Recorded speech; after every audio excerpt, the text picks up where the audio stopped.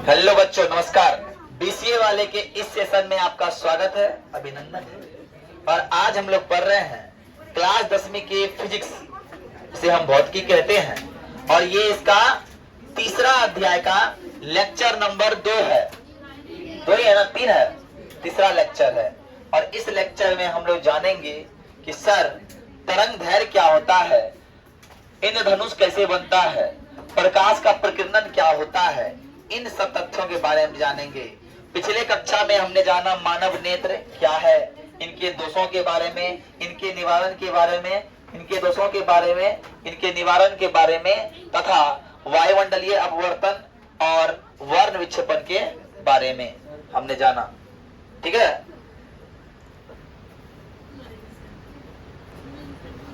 अब हम जानेंगे तरंग दैर्घ्य क्या होता है। तरंग दैर्घ्य क्या होता है, वेवलेंथ क्या होता है, ध्यान समझिएगा।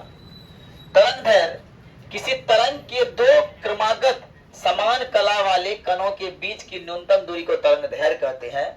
अब बता दें जानकारी के लिए कि प्रकाश जो है ना तरंग के रूप में निकलती है। प्रकाश तरंग के रूप में निकलती है। कोई तरंग जो होता है इस तरह उस तरह निकलती है। तो ये जो तरंग निकल रही है, ये जो निकला है क्या है, तरंग है। कला मतलब ये क्या है, कला है।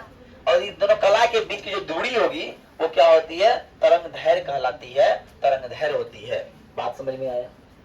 तो यहाँ तरंग दैर्घ्य को दर्शाने के लिए हम लैम्डा का प्रयोग करते हैं। लैम्डा बट्टा भी बट्टा एफ होता है। और तरंग का जो स्पीड होगा वो तरंग वेग कहलाएगा। और आवर्त कितना समय में दोहराता है, इसको हम आवर्त कहते हैं। ये जो है यहाँ से यहाँ तक का जो दूरी है वो क्या है, एफ है। कितने समय में दोहरा दिया। ओके। और ये जो तरंग का चलने का स्पीड जो है, इसका जो स्पीड है ये है डी। समझ में आई। अब इसका मात्रक मीटर होता है, लेकिन हम लोग इसको एंगस्ट्रॉम में लिखते हैं, नैनोमीटर में लिखते हैं, माइक्रो में लिखते हैं। तो समझिए 1 नैनोमीटर बराबर होता है 10 का पावर 10 मीटर। 10 का पावर 10 मीटर। एक एंगस्ट्रॉम बराबर होता है 10 का पावर -10 मीटर होता है। अब जानिए कि यहाँ जानेंगे विभिन्न रंगों के तरंग दैर्घ्य। बैगनी का तरंग दैर्घ्य सबसे कम होता है। ये कितना होता है, सबसे कम। इसमें लिख दिया सबसे कम, सबसे कम।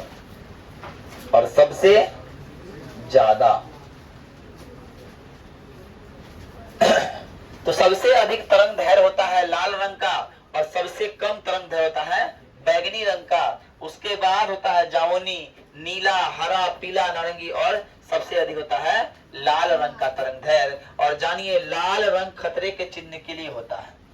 आप लोग देखते होंगे खतरा का जहां निशान रहता है वहां लाल रंग होता है। या फिर देखे होंगे कोई अगर किसान अपने खेत में थाइमेट डाल दिया तो वो लाल रंग का कपड़ा बांधता है खेत में ना, कि लोग को अलर्ट कर दो कि लाल रंग का कपड़ा बांधे हैं तो अपना खेत में थाइमेट दिए हुए हैं। या फिर सिग्नल में लाल रंग का प्रयोग देखे होंगे।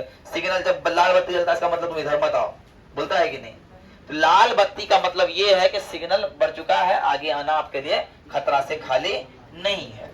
कभी कभी बोलता है कि खतरों के निशान के लिए लाल रंग का प्रयोग क्यों करते हैं, क्योंकि तो हम आंसर क्या देंगे, खतरों के निशान में लाल रंग का प्रयोग करते हैं कि लाल रंग का तरंग दैर्घ्य सबसे अधिक होता है, और जिस कारण से लाल रंग हमें दूर से ही दिखाई देता है, जिस कारण से हम क्या होते हैं, अलर्ट हो जाते हैं। इसीलिए खतरों के निशान में लाल रंग का प्रयोग किया जाता है। पत्नी में आई।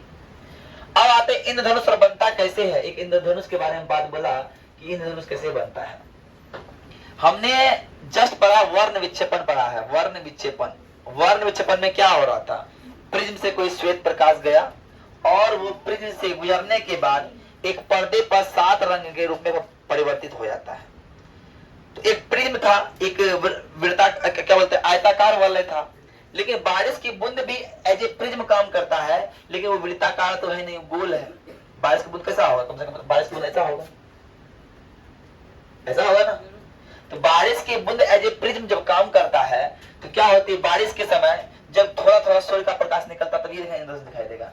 थोड़ा थोड़ा सूर्य का प्रकाश निकलता है और सूर्य का प्रकाश किससे, एज ए प्रिज्म के जैसे बारिश की बूंदों से गुजरते हुए, बारिश की बूंदों जब गुजरती है, बारिश की अपवर्तित होती है तो वो 7 रंग में विभक्त होती है और 7 रंग का एक रंगीन पट्टी बनाती है, वलय बनाती है। इसी रंगीन पट्टी को हम लोग क्या बोलते हैं? इंद्रधनुष कहते हैं। ऐसे इंद्रधनुष बनता है। बात समझ लीजिए। तो आपको 2 नंबर पूछता है इंद्रधनुष क्या है? इंद्रधनुष ये है। ओके, अब आते हैं सर प्रकाश का प्रकीर्णन क्या हो। अब प्रकाश है, प्रकाश अगर हम कहीं मारते हैं तो सारा प्रकाश उधर चले नहीं जाता है। आप जब टॉर्च का लाइट मार रहे हैं तो सारा प्रकाश सीधे नहीं जा रहा, कुछ प्रकाश इधर उधर भी रहा है। तो वो प्रकाश इधर उधर जा कह रहा है, कोई तो है जो उसको इधर उधर फेंक रहा है। जब टॉर्च की किरण मारते हैं तो वहां बहुत सारा कण होता है। बहुत सारा कण क्या होता है? इस प्रकाश को कभी इधर इफेक्ट करता है। मतलब ये आप लोग एक बार बताइए, हम बताते हैं सारा प्रकाश एक जगह नहीं जा रहा है, कुछ प्रकाश क्या होता है इधर डाइवर्ट हो रहा है। इसी घटना क्या बोलते हैं? प्रकाश का प्रकीर्णन कहते हैं। जब किसी कण पर पड़कर प्रकाश का एक अंश विभिन्न दिशाओं में छितरती है, इसे प्रकाश का प्रकीर्णन कहते हैं। क्या कहते हैं? प्रकाश का प्रकीर्णन कहते हैं। आप तेज प्रकाश डाले, कण पर गया, विभिन्न दिशा में छितरने लगा और शेष भाग फिर निकल गया, तो क्या हो गया? प्रकाश का प्रकीर्णन बोल दिया। स्कैटरिंग ऑफ लाइट बोलते हैं। क्या बोलते हैं? स्कैटरिंग ऑफ लाइट, प्रकाश का प्रकीर्णन। अब होता है कोलाइड। क्या होता है सर? कोलाइड विलयन और कोलाइड देखिएगा, समझिएगा। पहले आप लोग दूध देखते हैं ना, दूध व्हाइट नहीं, दूध में पानी मिला हुआ है। अब बोले सर दूध में पानी मिला हुआ, सर हम दूध लेते हैं, दूध पानी मिला हुआ नहीं रहता है, दूध शुद्ध रहता है। तो कितना शुद्ध दूध रहे? पानी तो नहीं है, बिना पानी के दूध होगा? गाय के तुम छाने कर सकते, पानी नहीं निकला है, उसके अंदर से पानी निकल रहा है? तो दूध में पानी मिला हुआ है, पर दूध में पानी नहीं मिला हुआ, पानी में वसा का कुछ कण मिला हुआ, इसलिए वो दूध है। पानी में वसा के जो कण मिले हुए हैं वो क्या है? दूध है। फैट मिला हुआ है, वही क्या है? दूध।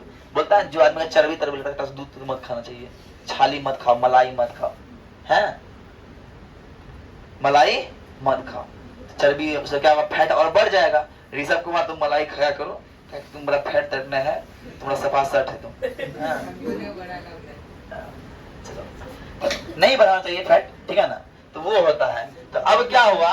कोलाइड क्या होता है? किसी माध्यम में छोटे छोटे कण का निलंबन को कोलाइड कहते हैं।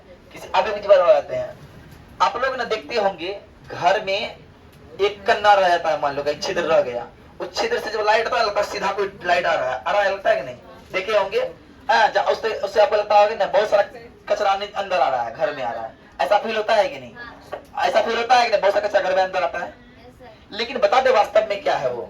वास्तव में वो कचरा आपके घर में पूरा उड़ रहा है, हर जगह वही कचरा है। लेकिन वो लाइट जो आ रहा है, वो लाइट के कारण क्या हो रहा है? वो प्रकीर्णित हो जाता है कण से, और प्रकीर्णित वो जो कण पे पड़ता है, वो लाइट आपके आंख तक पड़ता है, आपको वो कण दिखाई दे रहा है। समझ में आ रहा है? तो वो जो लाइट जो आ रहा है कहीं कहीं तरह छिद्र रहता है, कहीं तरह छिद्र रहेगा ना तो लाइट सीधे आएगा और ले कचरा अंदर, कचरा अंदर घर घुस रहा है। ऐसा होता है कि नहीं? ऐसा आप लोग देखे हैं? रियल देखो तो देखे हैं। आई होप सबने देखा होगा, सबके घर में थोड़ा बहुत छिद्र रहता ही है। कभी कभी इंडिकेटर सारे लगता है, वेंटिलेटर जो वेंटिलेटर इंडिकेटर ना, वेंटिलेटर घर में इंडिकेटर कहाँ लगाएगा जी? वेंटिलेटर से आता है कि नहीं? हाँ तो वह चलिए। और टिंडल प्रभाव क्या होता है? आप जब वही यही जो कण जो आ रहा है, कण पे कोई लाइट पड़ रहा है, वो लाइट जो हमको आंखों तक दिखाई दे रहा है, इस प्रभाव को हम लोग क्या बोलते हैं? प्रकीर्णित होकर आप तक जो आ रहा है, इसी प्रभाव का बोलते हैं टिंडल प्रभाव बोलते हैं। आप ध्यान समझिएगा, आप एक कांच के गिलास में दूध रख लीजिए, अब टॉर्च मारिएगा तो देखिएगा एक कण टाइप का उसके अंदर दिखेगा। टॉर्च मारिएगा ना इधर से उधर, तो कण टाइप का आपको दिखेगा उधर से उधर तक में। काहे?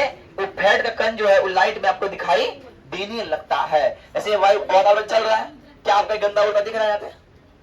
लेकिन कोई आप उस तरह का लाइट बढ़ाइए, आप गंदा उल्टा दिखाई देगा। क्यों देगा? क्योंकि उस लाइट के कारण क्या हो रहा है? प्रकाश का कोई जो प्रकाश जो पड़ रहा है किसी कण पे, वो क्या हो रहा है? प्रकीर्णित हो रहा है, प्रकीर्णित स्कैटरिंग हो रहा है, और स्कैटरिंग होकर वो हमारी आंखों तक आ रहा है। और इस घटना को हम लोग क्या बोल दिए? टिंडल प्रभाव बोल दिए। क्या बोल दिए? अब इसी प्रकीर्णन पर आधारित है कि ग्रह हमको दिखाई नहीं देते, लेकिन क्या है कि आकाश का रंग वो नीला दिखता है कि नहीं दिखता है?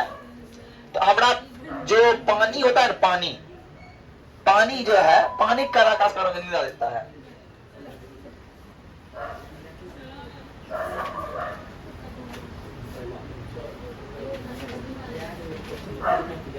अरे आकाश का रंग कैसा दिखता है, कोई बताएगा? आकाश का रंग नीला दिखता है। आकाश का रंग नीला इसलिए दिखता है कि जितने भी प्रकाश के कण, सूरज के प्रकाश के कण आ रहे हैं, प्रकाश की किरण आ रही है हमारे पृथ्वी के अंदर, वो क्या करता है, सबसे अधिक किस रंग को प्रकिरणित करता है, तो नीला रंग को प्रकिरणित करता है। और इसीलिए पृथ्वी के ऊपर जो सैटेलाइट है उसको पृथ्वी नीला दिखता है। जिस रंग को ज्यादा वो प्रकिरणित करेगा, प्रकिरणित क्या, किसी पे टकरा के लौट रहा है, टकरा के लौट रहा है और दिख रहा है, ओके, टकरा के लौट रहा है और दिख रहा है, इसीलिए क्या होता है, वो हमको आकाश नीला दिखता है। लेकिन ग्रह काला दिखता है, ग्रह सब काला दिखता है, क्या दिखता है ना? सूर्य का रंग अब दिखाते हैं, हाँ, चंद्रमा वायुमंडल नहीं होता, इसलिए अंतरिक्ष यात्री को आकाश काला प्रतीत होता है। अब जहां पे वायुमंडल है ये न है, जिधर वायुमंडल नहीं है, अब चंद्रमा पे कोई व्यक्ति बैठा हुआ है और चंद्रमा से वो देख रहा है, क्या आकाश दिख रहा है। तो कोई चीज को दिखने के लिए प्रकाश का आना जाना जरूरी है ना। अब वायुमंडल है ये, प्रकाश जाए कौन सी सहारा से, है ना? आवाज को जाने के लिए कोई माध्यम चाहिए ना।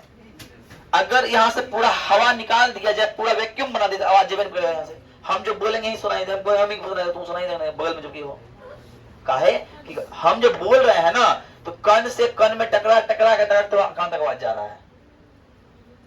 हम जो लाइट दे रहे हैं ना, वो कण से टकरा टकरा तुम्हें पास जा रहा है, बात समझ में आ रहा है ना? तो वहां क्या हो रहा है, वायुमंडल है ये न है, तो कोई प्रकीर्णन होबन करता है। जब प्रकीर्णन नहीं होता तो आकाश में कैसा दिखेगा जी, काला दिखता है, क्या दिखता है? और सूर्योदय और सूर्यास्त के समय सूर्य लाल क्यों दिखता है, प्रश्न आता है। तो सूर्योदय और सूर्यास्त के समय सूर्य का लाल दिखने का मेन कारण ये है कि जब सूर्य क्षैतिज पे आता है, एक होता है लंबवत, एक होता है क्षैतिज। सूर्योदय के समय सूर्य दिखता है तो पूरब से उगता है, और सूर्यास्त से पश्चिम में दिखता है, तो इस वाले स्थिति में होता है। ऐसे होता है कि सूरज यहाँ उगता है और यहाँ डूबता है। लेकिन दोपहर में सूरज यहाँ होता है, लंबा बड़ा ऊंचा में है, मारता है झटका गरम का, हाँ, तुरंत ग्लूकोन डी खोजते हैं, तुरंत ग्लूकोन डी पिए। तो प्रचार देखा था ना, नहीं देखा था प्रचार, वो खून क्या करता, सूरज जो है तो हमारा खून पीने लगता है, प्रचार देखा है कि नहीं ग्लूकोज का, हाँ, तो वही बात है, ऐसा है। तो इस सिचुएशन में ऐसा होता है, ठीक है। तो अब आइए इस, अब तो यहाँ टोटल में खत्म हो गया, खत्म है, ठीक है। तो आज के लिए इतना ही। जय हिंद, जय भारत। चैप्टर हो गया मेरा खत्म, ठीक है, चैप्टर मेरा क्या हो गया, खत्म हो गया। अब आगे क्लास में हम लोग फिजिक्स के क्वेश्चन आंसर करेंगे, इसका असाइनमेंट देंगे और हो जाएगा फिजिक्स का चैप्टर खत्म। उसके बाद हम लोग जाएंगे बायोलॉजी की ओर, उसके जाएंगे केमिस्ट्री की ओर, ठीक है। अभी हिस्ट्री छुटा हुआ है ना, हिस्ट्री को कंप्लीट करेंगे, ठीक है। ओके, धन्यवाद।